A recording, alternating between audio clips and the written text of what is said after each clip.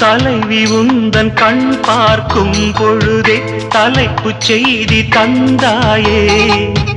தலைப்புச் செய்தி புரியாமல் தவித்தே தலைப்பை கையில் தந்தாயே.